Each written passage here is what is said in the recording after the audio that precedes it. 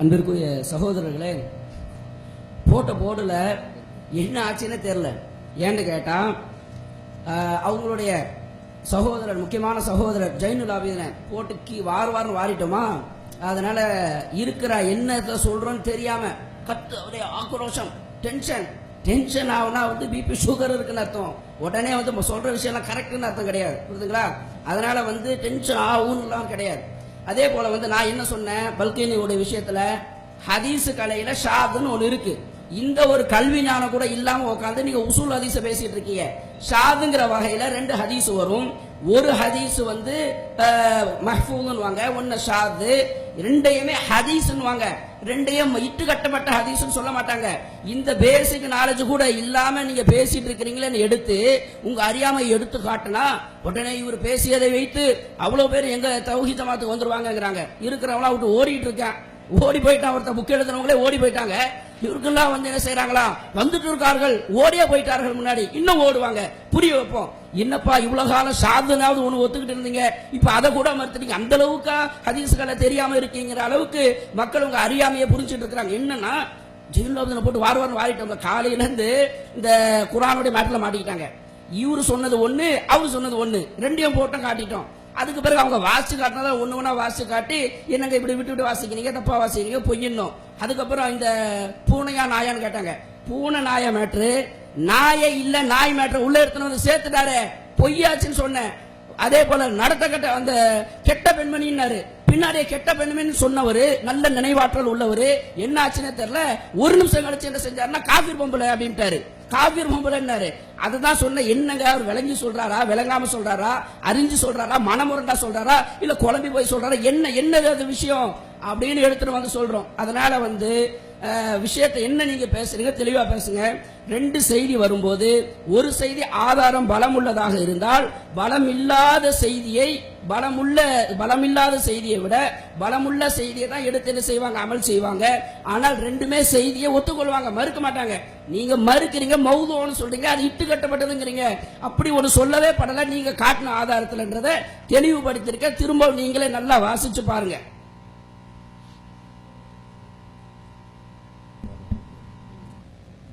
அதாவது எதிர்த்தரப்பினர் வந்து சாலிம் ரலியல்லாஹுடைய ஹதீஸை வாசிச்சாங்க. வாசிச்சு நாங்க பொருள் செய்யறோம்னு பொருள் செஞ்சாங்க. பொருள் செஞ்சு முடிச்சிட்டு அதுக்கு பிறகு இந்த மாதிரி ஒரு கருத்தை அபூஜஹல் சொன்னான் என்றால் நம்பலாம், அபூ லஹபு சொன்னால் என்றால் நம்பலாம், ரசூலுல்லாஹ் சொன்னால் என்று சொல்லி வந்தால் நம்பலாமா? எனவே மானங்கெட்டவனை தவிர யாரும் ஸல்லல்லாஹு அலைஹி வஸல்லம் அவர்கள் சொன்னார்கள் என்று இதை கூறினால் ஏற்க முடியாதுங்கிறாங்க. அதை தெளிவாக பதிவு செஞ்சிருக்கிறாங்க. அப்ப ஹதீஸை சொல்லிவிட்டு மொழிபெயர்ப்பு செஞ்சு விட்டு இதை அபூலப் சொன்னா நம்பலாம், அபூஜஹல் சொன்னா நம்பலாம், மானம் கெட்டவன் தான் இதை ஏற்பான்னாங்க. மானம் கெட்டவனை தவிர யாரும் இதை ஏற்க முடியாதுன்னாங்க. எனவே தான் நாம என்ன சொன்னோம், புகாரி இமாம் இதை பதிவு செய்திருக்கிறார், முஸ்லிம் இமாம் பதிவு செய்திருக்கிறார், நசாய் இமாம் பதிவு செய்திருக்கிறார், அபூதாவுத் இமாம் பதிவு செய்திருக்கிறார். இவர்கள் எல்லாம் ஏற்று பதிவு செய்திருக்கிறார்களே, இவர்கள் எல்லாம் மானம் கெட்டவர்களா? கோபம் வருமா வராதா, ரோசம் வருமா வராதா? மானம் உள்ளவனுக்கு ரோசம் வரும். இப்ப யார் மானம் கெட்டவன், அது நீங்க தான் முடிவு செஞ்சுக்கணும். மானம் உள்ளவனுக்கு ரோசம் வரும். எனவே மானம் கெட்டவன் யார் என்பதை முடிவு செஞ்சுக்கங்க. அடுத்து இன்னொன்னு என்ன அப்படின்னு கேட்டீங்கன்னா, இதுல வந்து புகாரி இமாம் வந்து இந்த ஹதீசுகளை எல்லாம் வந்து சும்மா பதிவு செஞ்சுட்டு போயிட்டாங்களாம்.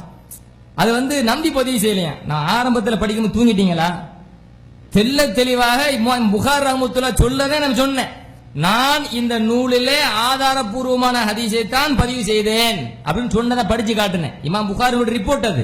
அது மட்டுமல்ல, என்னை இவ்வாறு தூண்டியது எது, சஹீஹான ஆதாரபூர்வமான ஹதீஸை நான் தொகுப்பதற்கு என்ன பின்னணி, என்ன காரணம் என்பதையும் கூட இமாம் புகார் ரஹ்மத்துல்லாஹி அந்த காரணத்தை முகத்திமத்து ஃபத்ஹுல் பாரியில உள்ளது, அது முதல் பாடம் என்பதையும் கூட நான் உங்களுக்கு எடுத்து சொன்னேன். அப்ப நீங்க என்ன செஞ்சீங்க, தூங்கிட்டு போயிட்டீங்களா? இமாம் புகாரி ஏத்துக்கலன்னு இந்த ஒரு அபாண்டமான ஒரு பொய்யை பதிவு செய்யறீங்க. அடுத்து இன்னொரு முக்கியமான செய்தி என்னன்னா, அதாவது இந்த எதிர்த்தரப்புல உள்ளவர் வந்து அந்த செய்தியை பதிவு செய்கிற பொழுது ஒரு வாதத்தையும் வச்சாரு, சாலிமுல்லாவுடைய ஹதீஸ.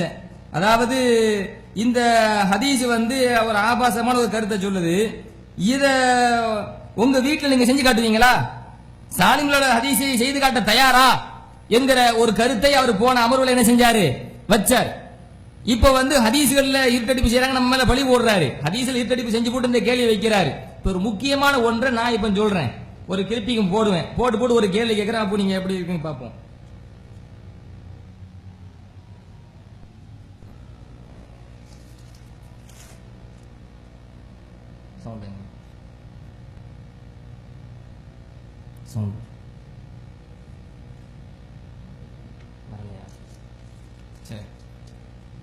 இந்த வீடியோவினுடைய கருத்தை சொல்லிடுறேன், மறுத்த இன்ஷால்ல நம்ம அடுத்து போட்டு காட்டுவோம். இந்த வீடியோல என்னங்க அப்படிங்கன்னா, வீடியோல என்ன அப்படின்னு கேட்டீங்கன்னா, பிஜேட்ட வந்து அவர் கேள்வி கேட்கிறார். இத மாதிரி நீங்க ஒரு விவாத களத்துல கலந்துக்க போனீங்க, அப்படி கலந்துக்க போகும்போது ஆதாரபூர்வமான ஹதீசுகள் வந்து உங்கள் எதிர்த்தரப்பினர்கள் வைத்திருப்பதாக சொல்லப்படுது. அப்போ நீங்க வந்து கிட்டத்தட்ட ஒரு 10 ஹதீஸ் என்னமோ சொல்றாங்க. இன்ஷால்லா போட்டு காட்டும்போது வழங்கும். அப்ப அந்த ஆதாரபூர்வமான ஹதீசுகள் உங்கள் கொள்கைக்கு எதிராக இருப்பதனால் அதை மறுத்தரலான்னு நீங்க சொல்றீங்களாமே அப்படின்ட்டு இதுல பேட்டி எடுக்கிறவர் கேள்வி கேட்கிறார். அதுக்கு பிஜே என்ன பதில் சொல்றாரு அப்படின்னு கேட்டீங்கன்னா, அதாவது நாங்க அந்த விவாத களத்துக்கு நாங்க கலந்திருந்தோம், அதுக்கு முன்னாடி கலந்துரையாடல் பண்ணணும். கலந்துரையாடல் பண்ணும்போது அப்போ ஆதாரபூர்வமான ஹதீஸ் வந்து எதிர்த்தரப்பு வைக்கிறாங்களே, நம்ம கொள்கைக்கு எதிராக வைக்கிறாங்களே, என்ன பண்ணலாம்னு ஒரு பேச்சு நடந்துச்சு. அப்ப அப்துல் ரஹ்மான் ஃபிர்தௌசி இருக்கிற நான் வந்து ஹதீஸை மறுத்தரலாம், லைஃப் ஆக்கி விட்டுறலாம் நான் சொல்லல. இந்த அப்துல் ரஹ்மான் ஃபிர்தௌசி இருக்கிறார்ல, அவர் என்ன சொன்னார் அப்படின்னு கேட்டீங்கன்னா, ஆதாரபூர்வமான ஹதீஸ் நம்ம கொள்கைக்கு எதிராக எதிர்த்தரப்பு வைக்கிறாங்களா, வச்சுட்டு போறாங்க, நம்ம லைஃப் ஆக்கி விட்டுருவோமே, வச்சுட்டு போறாங்க, நம்ம லைஃப் ஆக்கி விட்டுருவோமே அப்படின்ட்டு நான் சொல்லல. அது அப்துல் ரஹ்மான் ஃபிர்தௌசி தான் சொன்னாரு. அது விளையாட்டுக்கு சொன்னாரு. என்னவா அது எதுக்கு சொன்னாரா? அது விளையாட்டுக்கு சொன்னாரு. பெருமானார் ரசூலுல்லாஹி ஸல்லல்லாஹு அலைஹி வஸல்லம் ஹதீஸை விளையாட்டு பொருளாக எடுத்து வைத்துக் கொண்டு, பெருமானார் ஸல்லல்லாஹு அலைஹி வஸல்லம் ஹதீஸை கிண்டல் பொருளாக எடுத்துக்கொண்டு, பெருமானார் ஸல்லல்லாஹு அலைஹி வஸல்லம் ஹதீஸ்ல பித்தலாட்டம் செய்து கொண்டு நீங்க எங்களை பத்தி சொல்றீங்களா? அடுத்து இன்னொன்னு என்ன, நீங்க விளையாட்டா சொன்னீங்கல்ல, இப்ப நாம கேள்வி கேட்கிறோம். இத வந்து நான் வந்து நாகரிகமா கேட்கிறேன், நாகரிகமா வந்து பேசுங்கிற காரணத்துக்காக நாகரிகமா கேட்கிறேன். ஒருத்தன் இன்னொருத்தனை பார்த்து உன் மனைவி என்கிட்ட அனுப்புன்னா, உன் மனைவிய என்கிட்ட அனுப்புன்னு சொல்லி போட்டு அடுத்து என்னடா எப்படி சொல்றிய அப்படின்னு கேட்டா, இல்லைங்க கிண்டலுக்காக தாங்க சொன்னேன். இப்படி சொன்னா ஏத்துக்குவோமா? நான் நாகரிகமா இந்த கேள்வி வைக்கிறேன், படற்கையாக இந்த கேள்வி வைக்கிறேன். ஒருத்தன் இன்னொருத்தனுடைய மனைவியை என்கிட்ட அனுப்புப்பா இன்னைக்கு அப்படின்னு சொன்ன உடனே அவன் என்ன செய்யறானா, திருப்பி கேள்வி கேட்கிறானா, எப்படி என்னங்க மனைவி அனுப்ப சொல்ற அப்படின்னு கேட்ட உடனே, இல்லைங்க கிண்டலுக்காக தாங்க சொன்னேன் அப்படின்னு மனசனாயிங்க. இப்படி ரோசம் வர வேண்டாம்?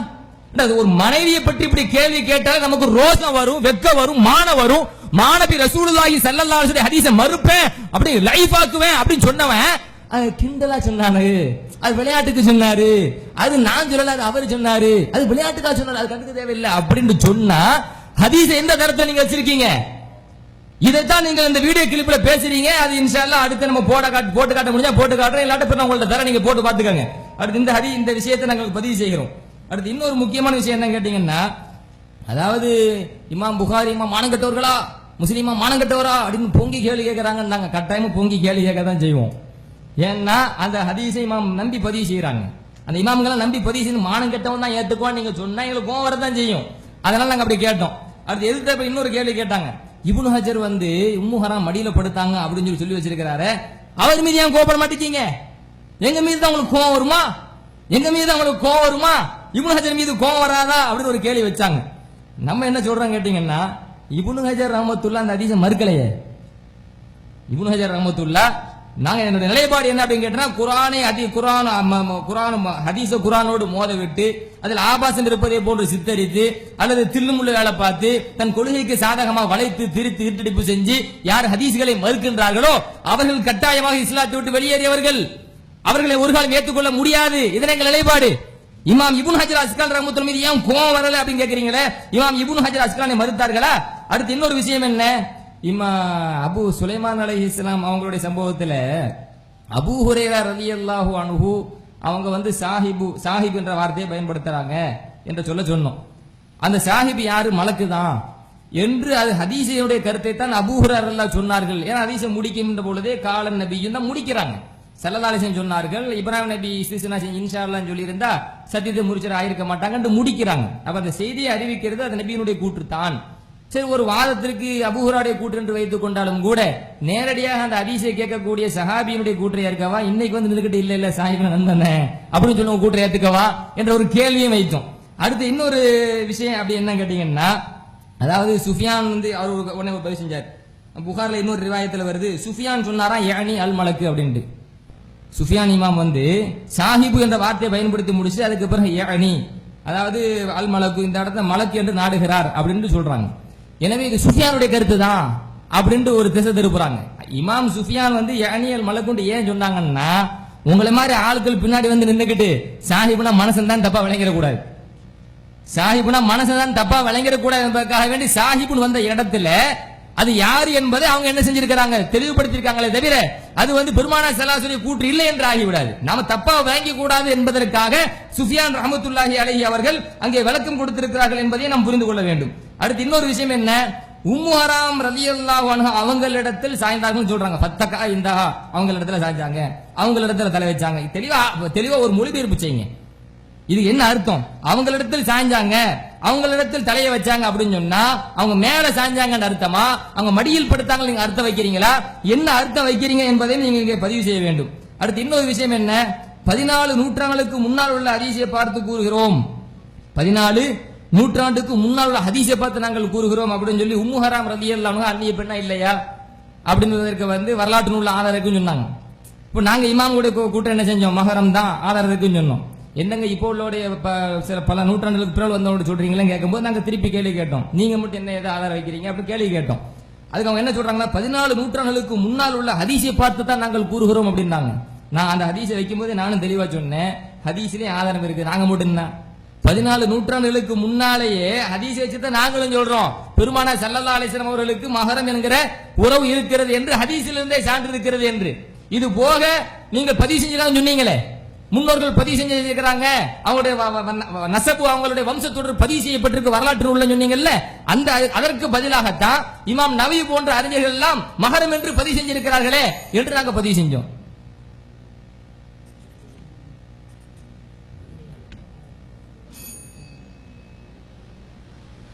அஸ்ஸலாமு அலைக்கும். சகோதரர்கள், அந்த மஸ்லைக்கும் அந்த கடைசியில் உள்ள இருக்கிறவருக்கு ரொம்ப ஏழாம் பொறுத்த மாதிரி எனக்கு தெரியுது. வந்ததுலேருந்தே இவர் ஒன்று சொல்ல அவர் ஒன்று மறுக்க. இப்போ இதே அமர்வுல என்ன சொல்றாருன்னா, நம்ம சொன்ன இதை கேட்டு டென்ஷன் ஆகி நம்ம பேசணுமா, சுகர் அதிகமா இருக்கான், அது முடிச்ச உடனே இங்க ஆரம்பிக்குது, கொதிக்குது. உண்டு ஆதாரம் இல்லை என்றால் நம்ம உரிச்சு எடுத்தோம் என்றால் டென்ஷன் வந்துடும். எங்க பக்கத்தில் உள்ளவருக்கு அவர் திட்டுறாரு உள்ளவருக்கு என்னன்னு நமக்கு தெரியல, பயங்கர டென்ஷன் ஆகுறாரு, போறாங்க வராங்கன்னா அப்ப சுகர் யாருக்கு இருக்குன்னு கொஞ்சம் இந்த அமர்வுல முடிச்சுட்டு கொஞ்சம் செக் பண்ணிட்டு வந்துருங்க. அடுத்ததாக சொல்றாரு, இமாம் ஹாஃபிஸ் இப்னு ஹஜர் அஸ்கலானி அவர்கள் மடியில படுத்ததாக அவங்க எழுதி வச்சிருக்காங்களே, ஏங்க நீங்க அவங்கள மறுக்கிறது இல்ல, குதிச்சு எழுதிங்களே ரசூல் ஸல்லல்லாஹு அலைஹி வஸல்லம் அவர்கள் அந்நிய பெண்ணுடைய மடியில படுத்தாங்க போனாங்கன்னு சொன்னா ஏத்துக்கலாமா போலாமான்னு கொதிச்சிங்களே, ஏன் இப்னு ஹஜர் இருக்குன்னா அவர் அந்த ஹதீஸை மறுக்கலையில, மடியில படுத்துக்கலாமா, அந்நிய வீட்டுல படுத்துக்கிட்டா பரவாயில்ல, மறுக்க முடியும் தெரியாது, என்ன வேணாலும் பரவாயில்ல. இது என்ன இதுல பேசுறாருன்னு தெரியல. முன்னாடி உள்ளதெல்லாம் வெட்டி இதையெல்லாம் இறைச்சு பார்த்தோம்னா காரி துப்பாத குறையா தான் இருக்குது. என்ன அளவு எல்லாம் இருக்கிறாங்கன்னு பாருங்க. அவ்வளவு மறுத்து இவ்வளவு நம்மளை திட்டும் போது கொதிக்கிறது. ஹாஃபிஸ் இப்னு ஹஜர் அவர் மறுக்கலையில, ஓகே அது அந்த மாதிரி என்ன வேணாலும் அவர் சொல்லிட்டு போகட்டும். என்ன கொள்கையில் இருக்கிறார்கள் என்பதை தெரிஞ்சுக்கிறேன். அதுக்கு நம்ம அந்த ஒரு ஆள் அவர்கள் சொன்ன உதாரண அடிப்படையிலே நம்மளும் சொல்லணுமா இல்லையா? சரியா? என்ன உதாரணம் அப்படின்னா, அதாவது மடியில படுத்தது ஓகே, பெண் பார்த்து விட்டது ஓகே, மறுத்துற கூடாதாக்கும், சரி ஓகே. இப்ப நான் சொல்றேன் ஒரு உதாரணம், நீங்க சொன்னீங்கல்ல, சொன்னதுனால அதே மாதிரி உதாரணம். இப்ப ஒருத்தவருடைய மனைவி இன்னொரு ஒரு ஆளோட படுத்து கிடக்குறாங்க, இந்த மாதிரி வந்துகிட்டு உங்களுடைய பொண்டாட்டி இப்படி இன்னொரு ஒரு ஆளோட படுத்து கிடக்குறா, விபச்சாரம் பண்ணிக்கிட்டு இருக்கா சொல்லப்படுது. சொன்ன கடும் டென்ஷன் ஆயிருச்சு. எதுக்கு? அது பொய்ன்னு ஒருத்தன் சொல்றான், அவன் மேல கடும் கோவம் வருது. எதுக்குடா பொய்ன்னு சொன்ன, எப்படி நீ சொல்ல போச்சு, சரி ஓகே படுத்து கிடந்ததா சொல்லு, கட்டி பிறந்ததா சொல்லு, இதை நான் ஒத்துக்கிறேன். ஆனா அது பொய்ன்னு மறுத்தேன்னு வையே, நான் ஒத்துக்கிற மாட்டேன். இதுக்கு தான் கேட்டோம், மானம் இருந்தால் மறுப்பான் சொன்னோமா இல்லையா? மானம் இருந்தால் கட்டாயம் மறுப்பார் நீங்க சொன்னீங்களா இல்லையா? நாங்களும் சொல்றோம் ஆமா, அதனாலதான் நாங்கள் மறுக்கின்றோம். புரியுதா உங்களுக்கு? நீங்க அதை ஏற்றுக்கொண்டீர்களே, ஆனால் நீங்கள் என்ன என்று நீங்களே முடிவு செய்து கொள்ளுங்கள். அதைத்தான் சொல்றோம். அதே மாதிரி பாத்தீங்கன்னா அந்த பிஜேபி விஷயத்தை பத்தி பேசணும்னு நமக்கு டென்ஷன் ஏறிடுச்சான், பிபி ஏறிடுச்சான், சூழல் ஏறிடுச்சான், பாத்துக்கிறீங்க. சரி, டிஜே வந்து நாயா பூனையாண்டு குழப்பிட்டாரு. ஆயிஷா ரலியல்லாஹு அவர்கள் அபூ ஹுரைரா சொன்னதை மறுத்தார்களா இல்லையான்னு சொன்னேன். அதுக்கே வாய திறக்கல. அதுதானே கேள்வி அப்படி தும்ப விட்டுட்டு வாழை பிடிக்கிறா சொல்லுவாங்களா இல்ல? அந்த மாதிரி தான் பிடிச்சிக்கிட்டு இருக்கீங்க. பேசும்பொழுது டங்கு சிலிப்லாம் வரத்தான் செய்யும். போடுங்க அந்த டங்கு சிலிப்ப போட்டு விடுங்க. பேசும்பொழுது தவறுகள் வருங்க. இதுக்கு என்னது ஆதாரம்? அவருடைய ஆலயம் அதிலும் கீழே எழுதியிருக்கிறார், நான் தவறாக கருத்து சொல்லியிருப்பேன் என்ன அறியாமல் அதை நீங்க புரிந்து தெரிவித்துக் கொள்கிறேன் அப்படின்னு சொன்ன. அதுதான் பதில். நான் முஸ்லிம் சொன்னதுனால அதான் பதில். நாங்க மணிக்கணக்காக பேசுவோம், நமக்கே தெரியாது. ஹதீஜாங்கிற இடத்துல ஆயிஷா வந்துரும், ஆயிஷாங்கிற இடத்துல ஹதீஜா வந்துரும். வரது எங்களுக்கு தெரியாது. ஆனா சொல்லிமான் இருக்கிறதா அந்த வார்த்தையில இது நாம ஒரு ஆதார இடத்துல ஹதீஜான்னு வரும்போது நான் இடத்துல பூனன் வராது வரும்ல. அப்ப இது வந்துகிட்டு நீங்க என்ன சொன்னீங்களோ அதுதானே. அப்ப உங்களுக்கு வந்தா மட்டும் ரைட்டு, எங்களுக்கு வந்தா தப்பா? வேணாம். அப்ப இதுதான் அபூ தலாயில் அவர்களுடைய ஆதாரம் ஒண்ணு. ரெண்டாவது, நாங்க தெரியாம டங்கு சிரிப்பு விட்டோமே, நீங்க ஆதாரம் நீங்க இருட்டடி பண்ணது ஆதாரம் காட்டணுமே. அப்படி டங்கு சிரிப்புல வந்ததா? இப்னு அஸாகிர்ல மேல அஃபரல்லாஹு என்று வந்ததை ஜிப்ரீல் அலைஹிஸ்ஸலாம் மூலமாக அல்லாஹ் கண்டித்து வசனம் இறக்கினான் என்பதை திட்டமிட்டு மறுத்தீர்களா இல்லையா? மறைத்தீர்களா இல்லையா? மோசடி செய்தீர்களா இல்லையா? இதுக்காக ஒன்னா ரெண்டு எப்படி ஒன்னாகும்? புகாரி முஸ்லிம்ல இருக்கின்றார். புகாரி முஸ்லிம்ல இந்த ஹதீஸ் இருக்கு. அபூதாபி பவர் முஸ்லிம்னு சொல்லிட்டு புகாரி முஸ்லிம்லயே வந்துருச்சான். போடுங்க, அதை போடுங்க. எவ்வளவு பொய்ன்னு பாருங்க.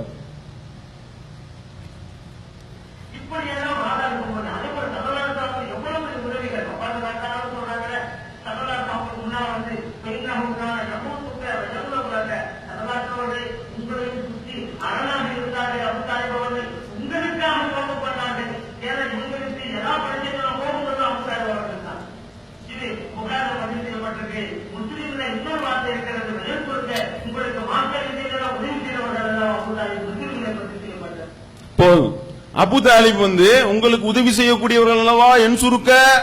அதே மாதிரி இன்னும் அவங்க நிறைய உங்களுக்கு ஹெல்ப் பண்ணி இருக்கின்றார்களே, உங்களுக்கு அரணாக இருக்கின்றார்களே. இப்படி எல்லாம் இருக்கின்றதே. அதுக்கு அடுத்த வரி என்ன? அதை படிங்க. அதை படிச்சிருந்தீங்கன்னா நீங்கள் யார் என்றது மக்கள் விளங்கியிருப்பார்களா இல்லையா? புகாரி முஸ்லிம்ல இருக்கு. புகாரி முஸ்லிம் என்பது அனைவர்களுடைய, இப்னு அஸாகிர் கூட யாரு கையிலும் இருக்காதுங்க. நல்லா விளங்கிக்கிறங்க. புகாரி முஸ்லிம் எல்லாருக்கும் பரவலாக்கப்பட்ட நேரத்துல அதுக்கு அடுத்து என்ன வருது? அப்படி சொன்னவனையும் ரசூல் ஸல்லல்லாஹு சொல்றாங்க, ஆமா எனக்கு உதவிலாம் செஞ்சாரு, அதனால தான் கணுக்கால் வரைக்கும் தீண்ட நரகத்துல இருக்கிறாராக்கும் என்று சொல்லி நிரந்தர நரகம் தான், கணுக்கால் வரைக்கும் நரகத்துல கிடப்பாரு என்று நரகவாசின்னு டிக்ளேர் பண்ணதும் இருட்டடிப்பு பண்ணீர்களா இல்லையா? அல்லாஹ்வை அஞ்சி செய்தீர்களா இத? அப்ப அல்லாஹ்வுடைய பயம் கொஞ்சமா இருந்தா இப்படி மோசடி பண்ணுவீங்களா? புகாரி முஸ்லிம்ல நீங்க தான் தலையில தூக்கி வச்சுக்கிட்டு ஆடுகின்றீர்களே, அந்த புகாரி முஸ்லிம் குர்ஆனுக்கு அடுத்தபடி அதுல மோசடி செய்கின்றீர்கள். அப்ப இதுக்கு என்ன பதில்? அப்ப இந்த மாதிரி மோசடி செய்தவர்கள் இப்படி சொல்லக்கூடாது ஒண்ணு. அதே மாதிரி பாருங்க, புகாரி முஸ்லிம்ல சஹீஹான ஹதீஸ் தான் இருக்கும் அப்படின்றாரு. அப்படின்னு இவர் பேசினாரு. சரியா? சஹீஹானதான் பதிவு செய்தார்கள் இல்லையா அப்படின்னாரு. அவர் மைக்க வாங்கிட்டு என்ன சொல்லிக்கிட்டு இருக்கீங்க, அதுல இருக்கிறது பொய் சொன்னாரா இல்லையா? ரசூல் ஸல்லல்லாஹு அலைஹி வஸல்லம் அவர்கள் சொன்னதாக வரக்கூடிய புகாரில வரக்கூடிய 7449 செய்தி என்னது? இந்த நரகத்துக்கென்றே தனி படைப்புகள் படைக்கப்படுவார்கள் என்று ரசூல் ஸல்லல்லாஹு அலைஹி வஸல்லம் சொன்னதாக வரக்கூடிய செய்தியை தான் அவர் மறுத்தாரு. முக்கினே அப்ப இத தெல்ல தெளிவா நீங்க அவரே சொல்றாரு அவங்களுடைய தரப்புல இருந்து. அதனால அதுக்குள்ள சண்டை நடந்துகிட்டு இருக்கு. நைட்டு தனி விவாதம் இருக்குன்னு நினைக்கிறேன். யாரு உண்மை பேசுனது, நான் வச்சது கரெக்டா நீ வச்சது கரெக்டா என்று சொல்லி தனி விவாதம் நடத்திட்டு வாங்க, நல்லபடியா ஏதாவது ஒரு விஷயத்துல பேசுங்க அப்படின்றத அங்கே சொல்லிக் கொள்கின்றோம். அதே மாதிரி பாருங்க, இந்த அடுத்து ஆரம்பத்துல போன விவாதத்துல போன அமர்வுல சொல்லியிருந்தோம், எதிர்த்தரப்பினர்கள் முரண்பட்டு பேசிக்கிட்டு இருக்கிறாங்க. தங்களுடைய நிலைப்பாட்டையே மறந்து நாம வைக்க வேண்டிய வாதங்களை எல்லாம் தெளிவாக எடுத்து சொல்லக்கூடிய வகையில நிதானத்தன்மையவே இழந்து பேசிக்கிட்டு இருக்கிறாங்க. இதையெல்லாம் நடுநிலை மக்கள் பார்த்தா கண்டிப்பாக அந்த அசத்திய கொள்கையிலிருந்து மீண்டும் சத்தியத்துக்கு வருவாங்க அப்படின்னு சொல்லியிருந்தோம். உடனே என்னவா இருக்கிறவரே ஓடிக்கிட்டு இருக்கிறான், இங்க இனிமே இங்க இருந்து வேற வரப்போறாங்களா? அதாவது இங்க இருக்கிற மக்களா இருந்தாலும் சரி, இங்க இருந்து தாய்களாக இருந்தாலும் மக்களாக இருந்தாலும் எல்லாம் எங்கிருந்து வந்தவங்க? மதுகப்புல இருந்தாலும் வந்திருக்கிறோம். நீங்க சொன்ன அந்த நீங்கள் இருக்கிற அசத்திய கொள்கையில இருந்தாலும் வந்தோம். கொள்கையாக பார்க்கும்போது அங்கிருந்து இங்கதான் வந்திருக்கிறோம், கொள்கைக்காக வருவார்கள். உலக நோக்கம் வரும்போது அங்கிருந்து 1000 வந்தா 2 கழியத்தான் செய்யும். கொள்கைன்னு வரும்போது அங்கிருந்து வருவார்கள். சத்தியத்தை விளங்கி ஆயிரக்கணக்கான மக்கள் இந்த சத்தியத்திற்கு வருவார்கள். அவர்கள் கொள்கைக்காக வந்திருப்பார்கள், ஆனால் இங்கே தங்கியிருப்பார்கள். கொள்கை எல்லாமே உலக நோக்கமாக இருக்குமே, ஆனால் உலகத்தினுடைய ஆதாயமாக இருந்தால் வந்த 1000த்துல 2 கழியத்தான் செய்யும். இங்கே எத்தனையோ மக்கள் வந்திருக்கிறார்கள், இவர்கள் அனைவரும் சத்தியத்துக்காக வந்தவங்க, அதனால இருக்கிறவங்க ஓடுறான். இது ஒரு வாதமே இல்லை. இது எப்படிப்பட்ட வாதம் என்பதை மதுஹபிலிருந்து இந்த சத்தியத்திற்கு வந்திருக்கிற அனைத்து மக்களும் விளங்கிக் கொள்வார்கள். அதே மாதிரி பாருங்க சகோதரர்களே, எவ்வளவு கேள்வி கேட்டோம், அந்த கேள்விகளுக்கெல்லாம் பொங்க காணாம். எப்படி அதாவது அந்த இமாம்களே மறுத்திருக்கின்றார்கள். மாலிக் இமாம் மறுத்தாரு, அதே மாதிரி வந்துகிட்டு புல்கின் இமாம் மறுத்தாரு என்று சொல்லி பெரிய லிஸ்டே போட்டோமா இல்லையா? எல்லாம் விஷயத்துக்கு விளக்கம் சொல்றேன் என்ற பேர்ல நமக்கு ஆதாரமாக ஆதாரங்களை அள்ளி போட்டு கரெக்ட் தான் நீங்க சொல்லி இருக்கக்கூடிய அந்த நிலைப்பாடுல தான் நாங்களும் இருக்கின்றோம் என்று சொல்லி ஒப்புக்கொண்டிருக்கக்கூடியதை பார்க்கிறோம். புல்கின் அவங்க சொன்னது அந்த நரகத்திற்கு உண்டான புது படைப்பு அப்படின்றத வலா எழிலும் ரப்புக்காக தான் அந்த வசனத்துக்கு மாற்றமா இருக்கின்றதை ஒப்புக்கொண்டு விட்டார்கள். அதே மாதிரி இறந்தவர்கள் நோன்பு வைக்கிறதற்கு அவங்க நோன்பு வைக்காம விட்ட நோன்ப அவங்களுடைய வழிகள் வைக்க வேண்டும் என்று மாலிக் இமாம் அந்த ஹதீஸை மறுத்தார்ல, அது அந்த விஷயத்துக்கு விளக்கம் சொல்லல. அதே மாதிரி ஒட்டக இறைச்சி சாப்பிட்டா உணவு முடிஞ்சு போயிடும் என்று அந்த ரசூல் ஸல்லல்லாஹு அலைஹி வஸல்லம் அவர்கள் சொன்ன செய்தி உமுமுல் பல்வாக்கு எதிராக இருக்கின்றதா, மக்களுடைய நடைமுறையில இல்லையா, அதனால மறுப்பாகலாம். பாத்துக்கிறீங்க. அப்ப திருமுறை குர்ஆனுக்கு முரணாக இருக்கிறது நம்ம மறுத்தோம்னா நம்ம காபிரா. உமுமுல் பல்வா இருக்காப்பா, என்ன போய் கேட்க வேண்டியது அவங்கள்ட்ட, என்னப்பா நீங்க இந்த மாதிரி செய்தீங்களா, ஏதாவது காத்து விட்டீங்கன்னா ஒளிச்சீங்களா இல்லையாப்பா, இல்ல அந்த மாதிரி ஒரு வழக்கம் இல்லையா, அந்த ஹதீஸை இருந்து தூக்கு, ஏன் உமுமுல் பல்வாவில் இல்லை கோடு முடிவெடுப்பியா? அப்ப இதுதான் உங்களுடைய அந்த ஹதீஸ்களை ஏற்றுக்கொள்ளக்கூடிய லட்சணமா? அதே மாதிரி குழந்தை ஹஜ் செஞ்சா அது கூடும் என்று சொல்லி அதுக்கு நன்மை கிடைக்கும், தாய்க்கு நன்மை கிடைக்கும் என்று சொன்ன செய்தியை மனிஷ தாயிலேஹி சபீலா என்ற அந்த வசனத்தை வச்சு அவங்க மறுத்தாங்க, மாலிக் இமாம் மறுத்தாங்கன்னு சொன்ன செய்திக்கு ஒழுங்கு விளக்கம் இல்ல. அதே மாதிரி 5 வசக்கு அளவுக்கு தானியம் அப்படி வந்தா தான் ஜக்காத் கடமை என்று வரக்கூடிய செய்தியை ஹனபி மதுஹப்ல மறுத்திருக்கின்றார்களே, அதுக்கு விளக்கம் கேட்டமே, அதுக்கு வாயை திறந்தீர்களா? கடைசி வரைக்கும் வாயை திறக்கவில்லை.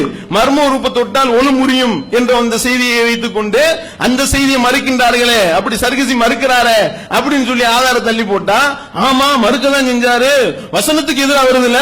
அப்ப வசனத்துக்கு எதிராக ஒரு திருமறை குர்ஆன் என்பது எவ்வளவு பெரிய ஆதாரம். இது ஹபருல் வாயிது, ஓரிருவர் அறிவிக்கக்கூடிய செய்தி.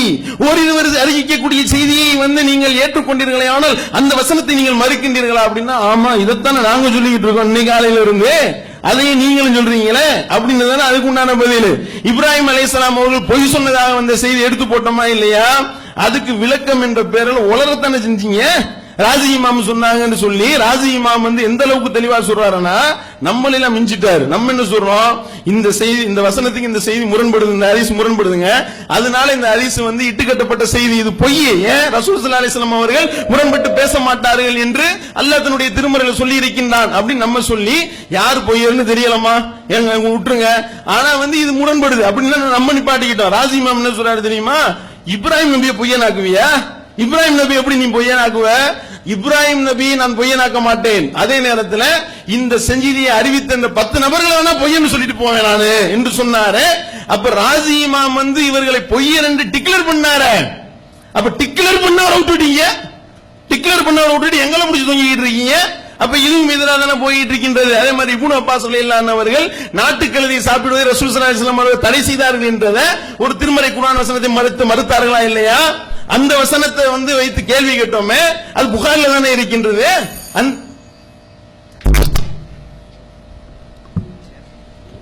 அஸ்ஸலாமு அலைக்கும் வரஹ்மத்துல்லாஹி வபரகாத்துஹு.